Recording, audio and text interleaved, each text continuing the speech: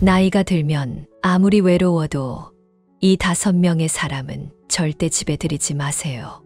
특히 마지막 사람을 보면 그 이유를 다 알게 될 것입니다. 안녕하세요, 여러분. 지혜의 흐름 채널에 오신 것을 환영합니다. 사람은 나이가 들면 주위에 사람이 없을 때 자연스럽게 외로움을 느끼게 됩니다. 외로운 상황에서 일반적인 사람은 2가지 선택만 할 수 있습니다.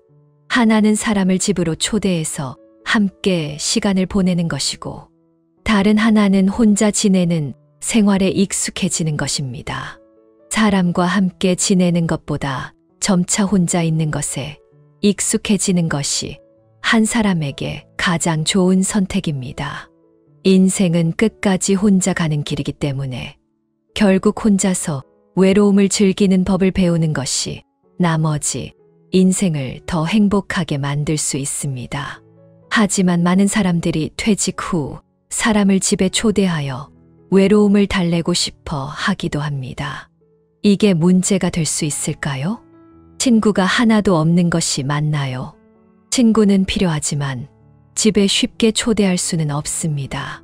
가족은 친척들이 모여 사는 곳이지 외인들과 지내는 곳이 아닙니다. 외인을 집에 자주 초대하지 않으면 가족의 화목을 유지할 수 있습니다. 많은 사람들은 이 사실을 믿지 않고 집에 불필요한 사람들을 초대하여 가정이 엉망이 되게 하고 관계에 나쁜 영향을 끼칩니다. 결국 그만큼 손해를 보게 됩니다. 60세를 넘긴 사람은 외로움에 시달리더라도 이런 사람들은 절대 집에 들이지 마세요.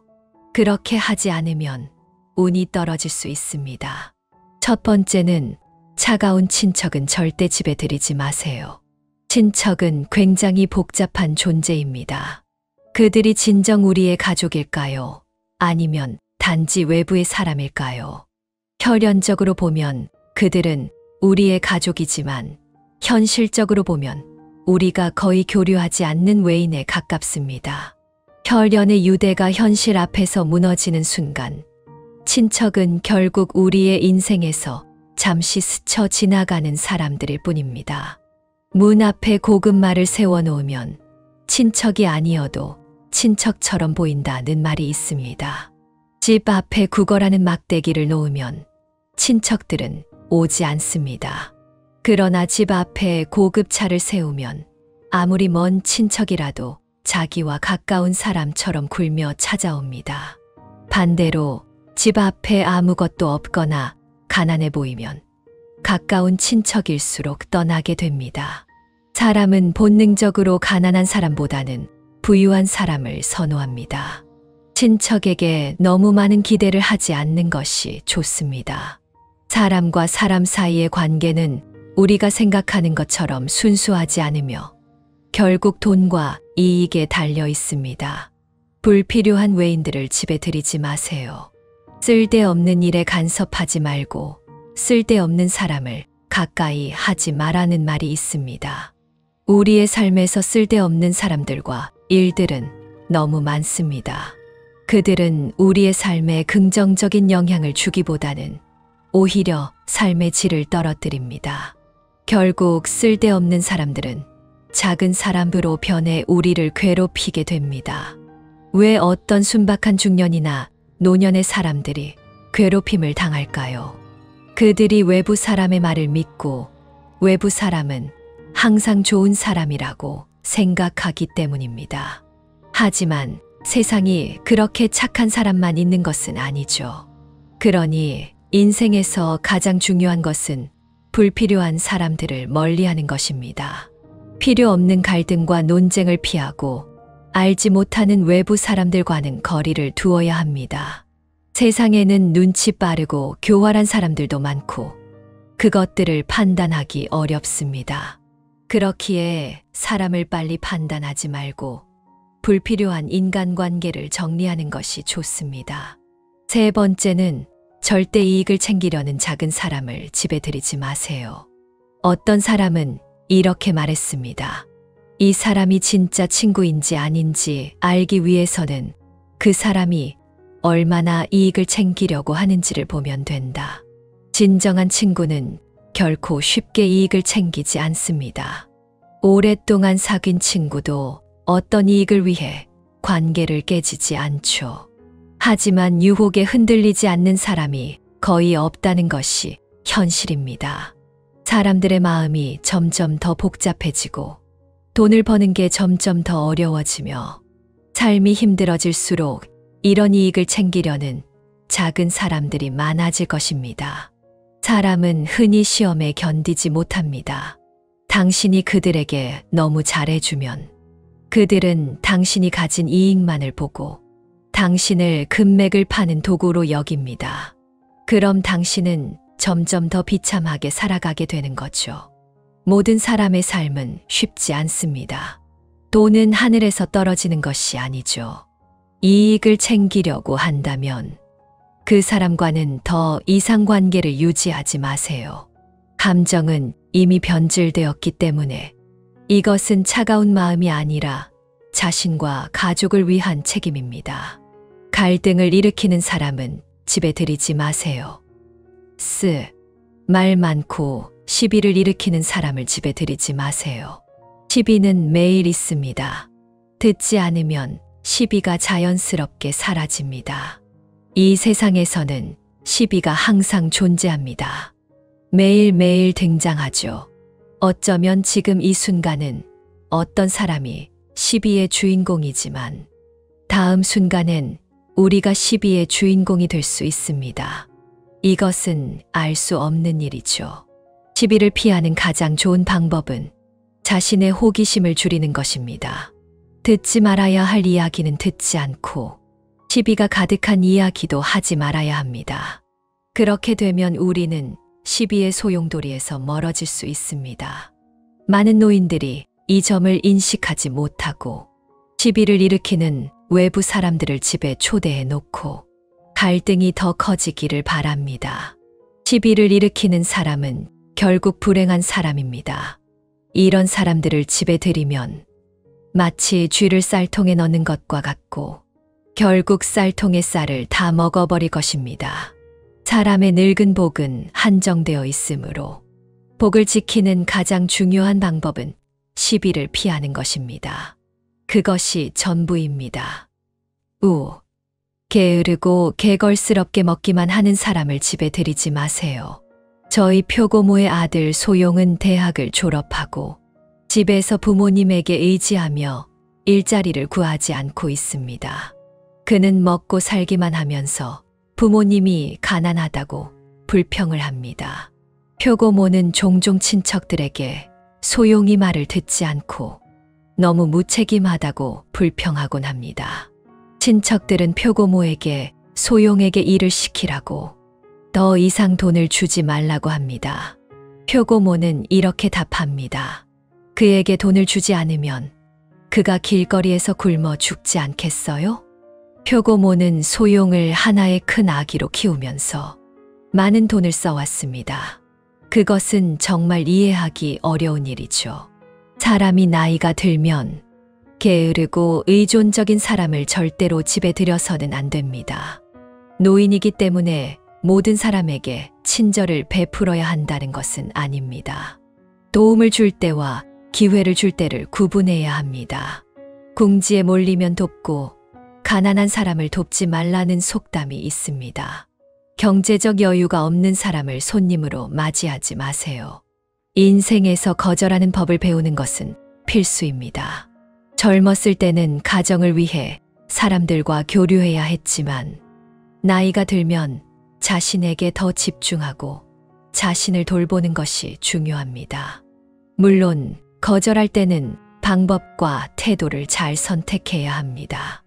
너무 단호하게 거절하지 말고 마치 태극권을 치듯 부드럽게 그러나 확실하게 해야 합니다. 60세가 넘으면 자신의 노후를 준비하고 가족, 감정, 노후 자금을 잘 관리해야 합니다. 자녀들에게는 잘 자라서 출세할 수 있도록 격려해야 합니다. 한 세대가 더 나은 세대가 되어야 가정이 번창할 수 있습니다. 건강한 노인, 여유로운 재정, 그리고 부인의 보살핌이 있어야 젊은 세대가 안심하고 일을 할 수 있습니다. 젊은 세대가 잘 나가야 부모를 부양할 수 있고 노인들은 더 많은 관심과 사랑을 받을 수 있습니다. 인생은 수십 년 하나하나가 서로 연결되어 있습니다. 나이가 들었다고 해서 모든 것을 신경 쓰지 않는다고 생각하지 마세요. 집에 방문하는 것에 대해서도 신중해야 합니다. 가정을 따뜻한 항구로 만드는 것이 복을 지키는 출발점입니다. 나이가 들면 가정의 관계가 아무리 좋아도 이 네 가지 방법으로 서로 소통하는 법을 알아야 합니다. 젊었을 때 사람들은 항상 싸우기를 좋아하고 자존심이 세며 자기 모습을 남에게 과시하려 합니다. 가족 앞에서는 큰 역할을 하고 친구 앞에서는 리더가 되어 모든 일에 앞장서며 절대로 남에게 지지 않으려고 하죠. 하지만 나이가 들면 다릅니다. 그때는 모든 것을 잘 통제하고 눈에 띄지 않게 겸손하게 살아가는 법을 배워야 합니다.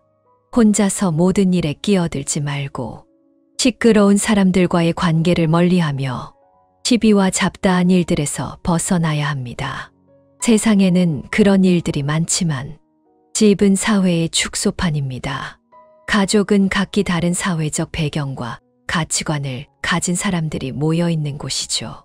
젊었을 때는 대가족 안에서 중요한 역할을 맡고 부모님은 의지하고 자녀들은 기대하며 동료들은 존경하며 도움을 요청합니다. 그만큼 큰 책임을 지고 가정에서 영향력을 행사하던 사람은 나이가 들면 그런 책임을 내려놓고 더 이상 끼어들지 않으며 자기 자리를 지키고 편안하게 지내는 법을 배워야 합니다. 가족과의 관계가 아무리 좋다고 해도 상호 존중하고 이해하는 법을 아는 것이 중요합니다. 사랑은 쉽지만 함께 지내는 것은 어렵기 때문입니다. 이 네 가지 조언은 가정생활에서 큰 도움이 될 것입니다. 첫 번째는 배우자와 화목하게 지내고 서로를 존중하고 사랑하세요. 젊었을 때 아무리 성격이 급하더라도 나이가 들면 반드시 그 성격을 누그러뜨려야 합니다. 배우자와는 항상 화목하고 서로를 배려해야 합니다. 조금만 불편해도 성질을 부리거나 서로에게 방해가 되는 행동은 하지 말아야 합니다. 인생의 후반기에는 서로가 유일한 의지가 되기 때문입니다. 자녀들이 있고 큰 자녀는 이미 자신의 가정을 이루었지만 부부는 젊을 때는 서로 의지하다가 나이가 들면 결국 서로가 가장 가까운 사람입니다. 일생 동안 함께 살아온 시간, 수많은 다툼과 수많은 용서가 있었습니다. 기쁨과 슬픔, 웃음과 눈물이 있었죠. 100번 이혼하고 싶은 마음이 있었지만 101번째에도 결국 서로를 선택하게 됩니다. 모든 순간이 다 모여서 이제는 서로 사랑하고 싸운 아름다운 기억으로 남습니다. 나이가 들면서 예전에 짜증났던 일이나 풀리지 않던 마음의 결들은 시간이 지나면서 점차 사라지게 됩니다. 더 이상 과거를 꺼내서 배우자와 구시렁거리지 않습니다. 오히려 더 넓은 마음으로 받아들이게 되죠. 그래, 괜찮아. 나이가 들면 마음도 넓어지고 모든 일에 대해 더 이상 집착하지 않게 됩니다. 하지만 일부 사람들은 여전히 고집이 세서 내가 이렇게 오래 같이 살았는데 이제는 내게 의지해야 한다는 생각을 하며 배우자에게 계속 지시하거나 사소한 일까지 간섭하려 합니다. 이미 함께 살면서 서로의 성격을 잘 알고 서로의 생활 습관을 완벽하게 이해하고 있습니다. 하지만 둘 다 나이가 들었고 몸이 예전 같지 않기 때문에 이제는 가사 일을 두 사람이 함께 나누어야 합니다. 젊었을 때 하지 않았던 일들을 지금 새로 배우게 됩니다. 과거의 집안일을 잘 돌보지 않았던 사람이라면 이제는 배우자를 도와주고 당연히 배우자가 모든 일을 떠맡지 않도록 해야 합니다.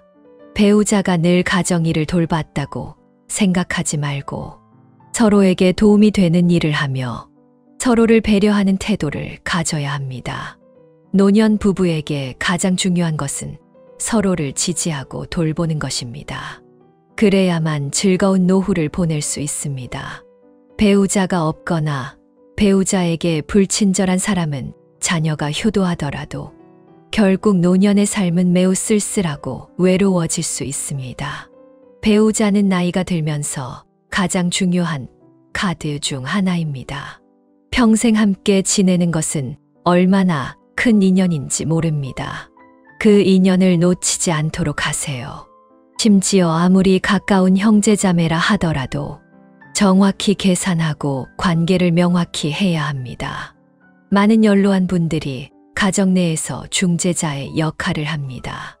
덕망이 높고 권위가 있기 때문에 가족 모두가 그들을 존경하며 특히 나이가 많은 부모님은 마치 가문의 족장처럼 형제자매들과 후손들이 문제를 해결하려고 그들에게 조언을 구합니다. 모두들 알다시피 노인들은 반드시 일정 금액을 가지고 있고 자녀가 아니더라도 다른 친척들이 돈을 빌리러 올 수 있습니다. 그 이유는 나이가 들어서 이제 많이 쓰지 않겠으니 나한테 빌려도 괜찮다. 게다가 자식들이 있으니 괜찮다는 생각 때문입니다. 그러나 절대로 마음이 약해지지 말고 돈을 쉽게 빌려주지 마세요.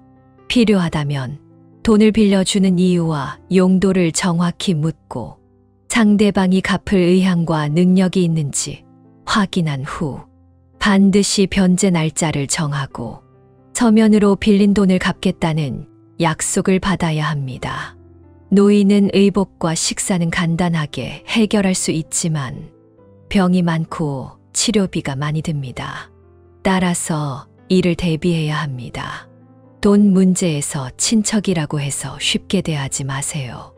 많은 사람들이 돈을 빌린 후 먼저 외부 사람의 돈을 갚고 자기 친척의 돈은 나중에 갚습니다.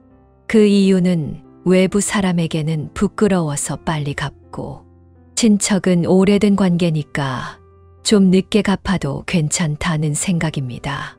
또한 외부 사람에게 빌리면 이자가 붙어 있으니 빨리 갚지 않으면 안 되고 자기 사람에게 빌리면 이자는 없으니 서로 미루다가도 결국 갚을 때 미루게 됩니다. 누구나 이런 친척이 있을 수 있습니다. 빚을 진 것은 분명한 일이니 가족이라 하더라도 반드시 확실하게 계산해야 한다는 원칙을 지키세요.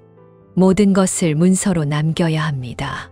그렇지 않으면 후에 말이 많아지고 가족 간의 관계가 악화될 수 있습니다. 서로의 감정을 해치지 않도록 미리 단호하게 이야기해야 합니다. 친척이 돈을 빌려도 거절할 수 있다면 자녀들이 돈을 요구할 때는 더 신중해야 합니다.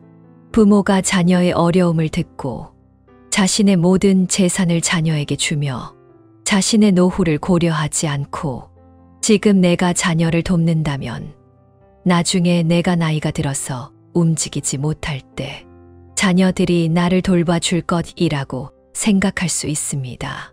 하지만 사람은 나이가 들면 자녀들이 부모의 재산을 미리 계산하고 유산 분배를 계획하기 시작합니다. 이 돈 문제에서 친절하게 대하지 마세요. 이것은 당신의 노후 자금입니다. 생의 마지막 순간까지 꼭 지켜야 할 돈입니다.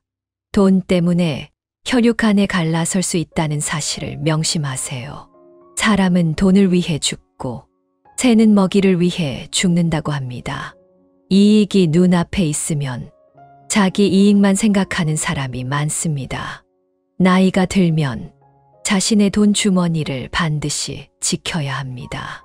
이것은 노후의 가장 중요한 카드이기 때문에 자녀들에게 쉽게 돈을 맡기지 말고 아직 늙어서 손이 제대로 움직이지 않는 그 날까지 지키세요.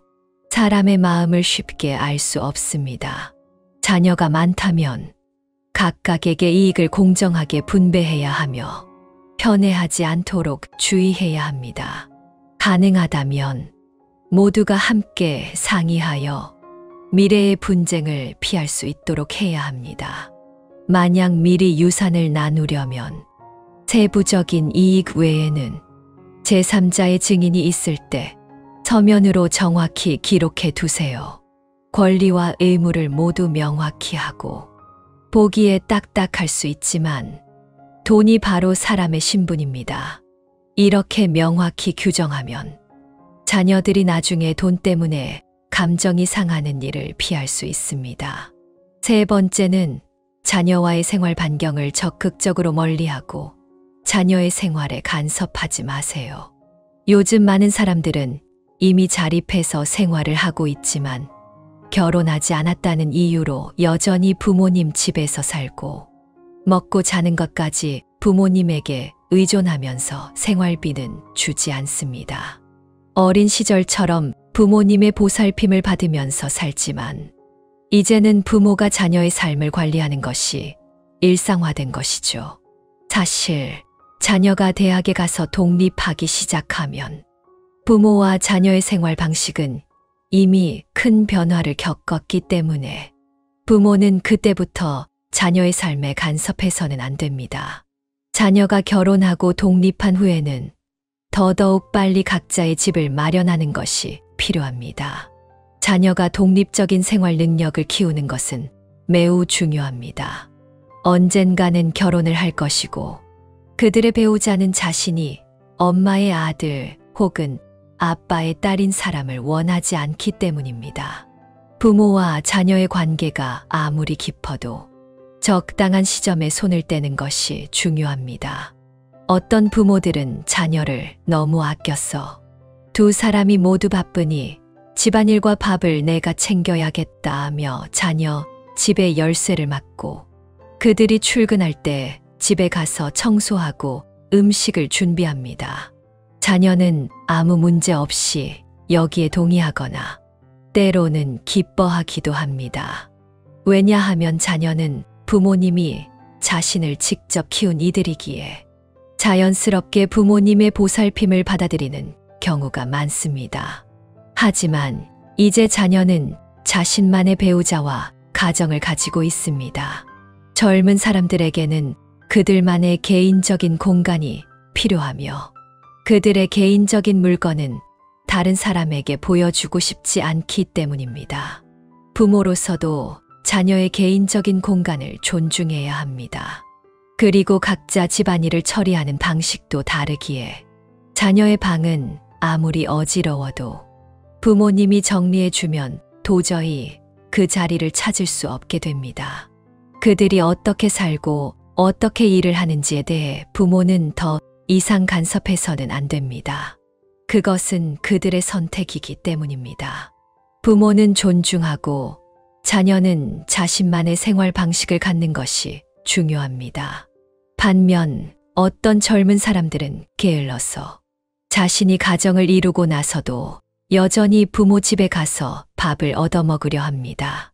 이런 경우에는 단호하게 거절하거나 식사비를 요구하는 것이 필요합니다. 이미 집을 나와 각자의 생활을 하고 있기 때문에 우리는 이제 더 이상 한 가정이 아니며 각자의 생활 반경을 갖는 것이 중요하다고 생각해야 합니다. 손자나 손녀 돌보는 일을 적극적으로 맡지 마세요.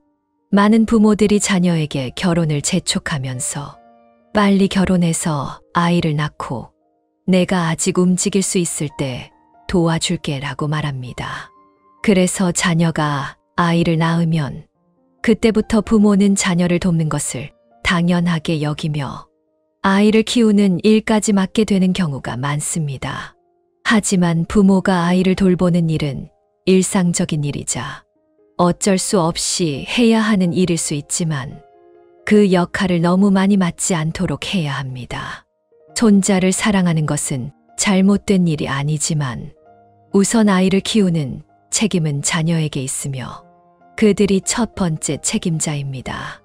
만약 부모가 아이 돌보는 일을 너무 많이 맡게 되면 자녀가 게을러지고 두 세대의 육아 방식 차이로 갈등이 생길 수 있습니다.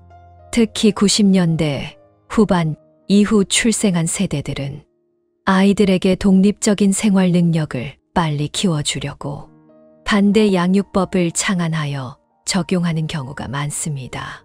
그러나 전통적인 육아 방식을 고수하는 부모 세대에게는 이러한 방식이 쉽게 받아들여지지 않습니다. 선배들은 항상 자신이 경험한 것을 후배에게 조언하려고 합니다. 많은 가정이 육아 방식의 차이로 갈등을 겪고 심지어 마음의 상처를 남기기도 합니다. 자녀가 도움을 청하지 않으면 부모는 먼저 나서서 이를 맡지 않는 것이 좋습니다.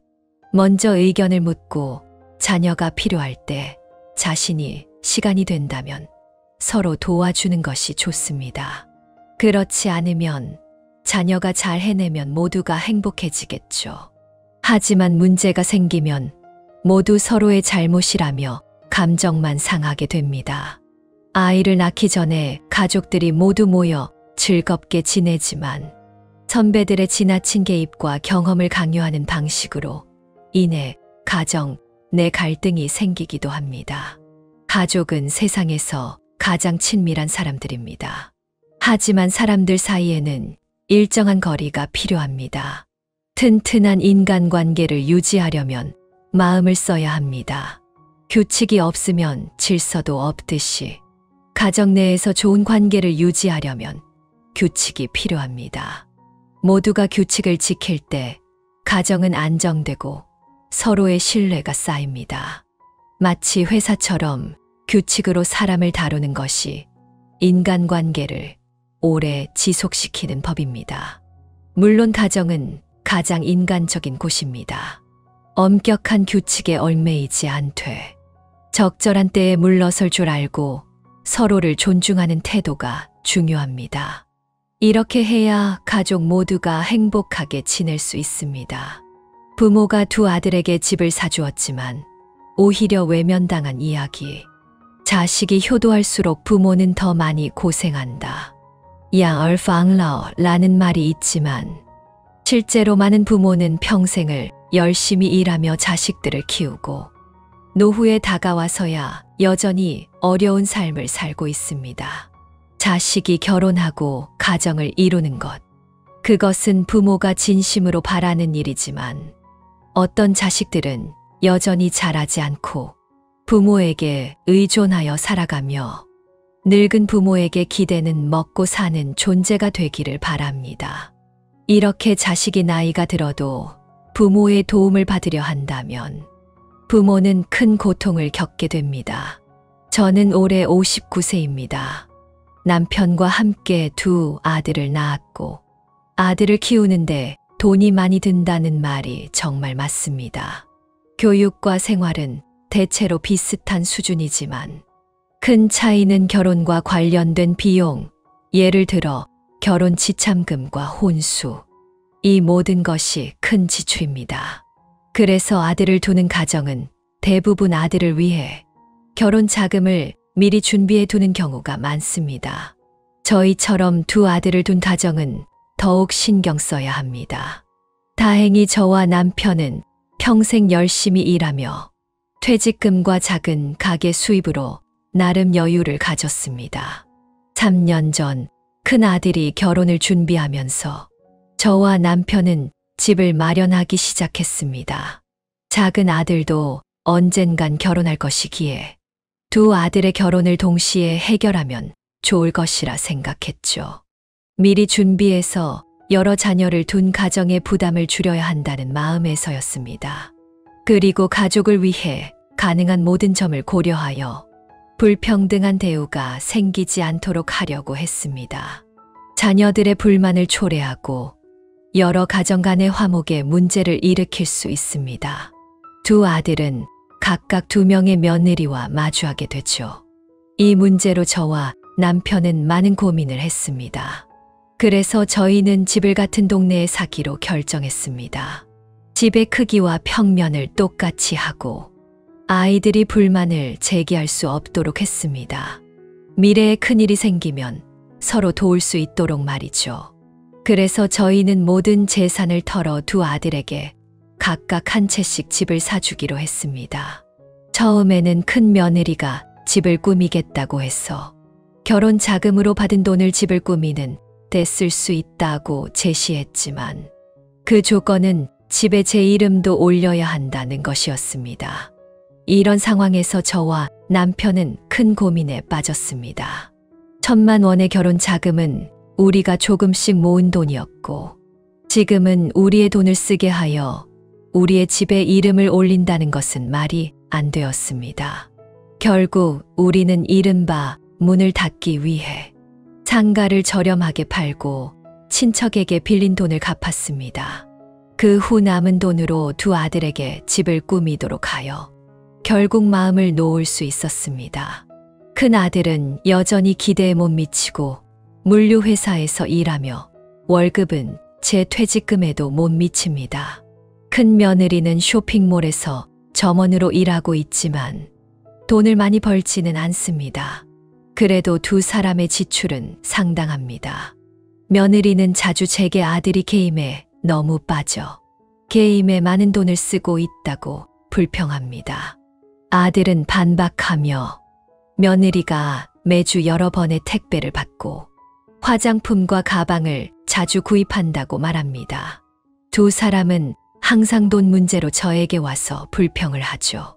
어느 날 작은 손자가 태어나자 큰 며느리는 아이가 경쟁에서 뒤처지지 않게 하기 위해 교육 자금을 요청하며 아이의 1살 이후에는 조기 교육을 시작해야 한다고 말합니다. 500만 원이면 적지 않은 돈이지만 지금은 실제로 그 돈을 준비할 수 없습니다. 큰 며느리는 우리 부부가 일부러 어려움을 주려 한다고 생각하며 할머니와 할아버지가 자식의 미래를 생각하지 않으시는구나 라고 말합니다. 저는 그 말을 들으니 어이가 없었고 그녀가 낳은 아이가 왜 이렇게 당당하게 도와달라고 요구할 수 있는지 이해가 되지 않았습니다. 그녀는 정말 저를 웃기기도 하고 화나게도 했습니다.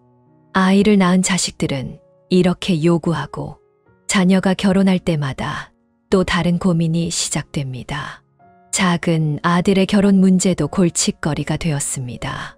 작은 아들이 결혼할 여자친구는 다른 지역에서 왔고 그녀가 요구한 결혼 자금은 큰 아들보다 2배나 많았습니다.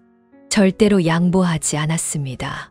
결국 남편은 자신의 큰형에게 돈을 빌려 작은 아들이 결혼할 수 있도록 했습니다. 하지만 큰형에게 빌린 돈은 작은 아들이 결혼한 후에도 계속 갚지 않았습니다. 남편이 여러 번 물어봤지만 그는 가족인데 왜 돈을 쫓아다니냐며 불편해했습니다. 이로 인해 남편은 며칠 동안 식사를 제대로 하지 못했고 아들은 대답을 하지 않았습니다. 하지만 우리는 절대로 바보처럼 굴지 않았습니다. 매달 생활비를 제외한 나머지는 꼭 갚아야 했기 때문에 남편은 결국 큰형에게 나머지 금액을 다 갚았습니다. 우리는 오랫동안 큰 아들과 함께 살았습니다. 작은 아들이 결혼한 후 큰 며느리는 불만을 제기했습니다. 왜 이렇게 가까운 거리에서 살면서 왜 작은 아들 집에 가지 않고 오직 큰 아들 집에만 살고 있냐고 말하며 우리를 압박했습니다. 또 결혼 자금이 얼마나 들어갔는지에 대해 언급하며 불평을 늘어놓았습니다. 작은 며느리는 우리가 올 대가족에 살면서 모든 혜택을 그들에게 주고 현재는 더 이상 큰 이득을 보지 못하고 있다고 생각했습니다. 그렇게 되면 결국 모든 것을 큰 아들에게 밀어버리겠다고 말하고 결국 자신들이 손해를 보고 있다고 느꼈습니다. 두 며느리는 각자 자신만의 논리로 싸움을 벌였고 갈등은 점점 커져갔습니다. 우리와 남편은 그저 방관할 수밖에 없었고 돈과 정성을 들여 자식들을 위해 애썼던 수십 년이 헛되이 되었습니다. 결국 자식들로부터 외면당하고 우리 부부는 그저 부담만 떠안게 된 느낌이었습니다. 이렇게 마음이 아프다고 표현하는 것은 과장일 수 있지만 아이들이 감사하지 않고 이익만 따지며 오직 자기만 생각하는 모습을 보니 정말 마음이 차가워졌습니다. 이제 저는 남편과 함께 더 이상 자식들의 일을 걱정하지 않기로 했습니다. 우리는 결국 결정을 내렸습니다. 모든 것을 정리하고 우리가 살던 집으로 돌아갔습니다. 두 아들과 관련된 일은 이제 더 이상 간섭하지 않기로 했습니다. 이렇게 나이가 들면서 부모는 자식들에게 모든 것을 다 해주려고 했지만 결국 자식들은 부모의 고마움을 모르고 오히려 부모에게 의지하면서도 마음속에서는 감사하지 않습니다. 부모가 수십 년간 자식을 위해 얼마나 많이 희생했는지 자식들은 그저 자신의 필요만 생각하고 부모의 사랑을 당연시 여깁니다. 자녀가 독립하고 가정을 이루었으면 부모는 적당히 손을 떼고 더 이상 간섭하지 말아야 합니다. 어떤 자녀는 부모에게 감사의 말 한마디 없이 자신이 살아가는데 부모의 도움을 계속 받으려 합니다. 부모는 그들의 사랑을 담아 자식을 키우고 자녀가 자립할 수 있도록 돕기 위해 애를 썼습니다. 그러나 자녀들은 부모에게 의존하면서 부모가 제공하는 것들을 당연하게 여기고 부모가 자신을 돕는 것은 마치 부모의 의무처럼 여깁니다. 이것이 바로 부모가 살아가면서 겪게 되는 슬픈 현실입니다. 일시적으로는 도울 수 있지만 영원히 도울 수는 없다는 옛말이 있습니다. 너무 많은 것을 간섭하다 보면 자녀는 결코 자립할 수 없습니다. 차라리 마음을 가라앉히고 자신이 나이를 먹으며 여유로운 노후를 즐기는 것이 낫습니다. 어떻게 보면 자식들을 위해 희생했던 시간들이 자식들 스스로 독립적인 삶을 살 수 있도록 도와주는 데 필요했지만 부모는 이젠 고생하지 않고 마음의 평화를 찾아야 한다고 생각합니다. 그게 오늘의 전부입니다. 지혜의 흐름은 매일 새로운 글을 전해드리며 여러분이 매일 새로운 깨달음을 얻길 바랍니다. 시청해 주셔서 감사합니다. 다음에 또 만나요.